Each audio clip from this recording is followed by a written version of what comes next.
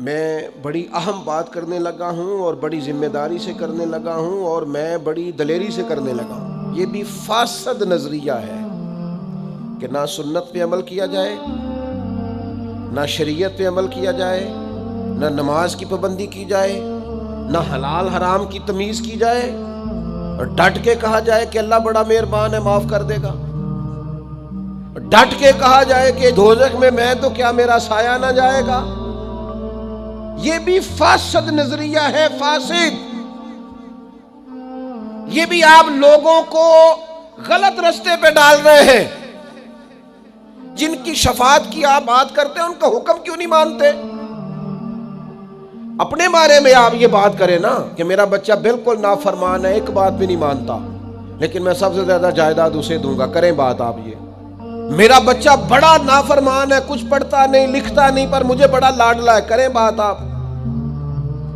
جو بات آپ اپنے لیے قبول نہیں کرتے وہ فٹافٹ اللہ رسول کے لیے نہیں جی نہیں، یہ اللہ بڑا مہربان ہے، مولوی صاحب چھوڑو، اللہ بڑا کریم ہے۔ اور بھئی رب کریم ہے پر رب کا قانون بھی تو ہے نا۔ نبی پاک بڑے مہربان بڑے مہربان بڑے مہربان، پر سیدہ عائشہ صدیقہ رضی اللہ تعالیٰ عنہ فرمانے لگیں اپنی ذات کے لیے نبی پاک نے کبھی کسی سے بدلہ نہیں لیا، لیکن اگر کوئی اللہ کی حد توڑتا تھا نا، رب کے دین کی حدود پامال کرتا تھا تو حضور جلال کرتے تھے۔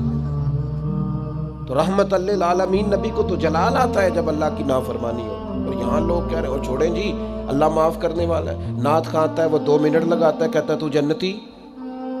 خطیب آیا تو 2 منٹ لگائے تو کہا جنتی۔ میں ایک جگہ پہ تقریر کرنے کے لیے چلا گیا تو میں نے وہاں چند باتیں کر دیں، تو میں کھانا کھانے بیٹھا تو بڑی دلیری سے ایک صاحب کہنے لگے جی مولانا پیر صاحب ناراض نہ ہونا، ہم قلندر لوگ ہیں، ہم قلندر بندے ہیں، ناراض نہ ہونا، ہم تو سمجھے تھے آپ خانقاہی آدمی ہیں، پیر آدمی ہیں، لیکن آپ نے تو خشک مولویوں جیسی تقریر کی ہے، بار بار وہی نماز کی بات، داڑھی کی بات، روزے کی بات، حلال حرام کی بات، کوئی نقطہ آفرینی کرتے، کوئی نقطہ سناتے۔ یہ آپ نے کیا سنایا ہے؟ یہ تمہیں غلط فہمی ہو گئی ہے کہ تم قلندر ہو۔ تم قلندر نہیں، تم پاگل ہو۔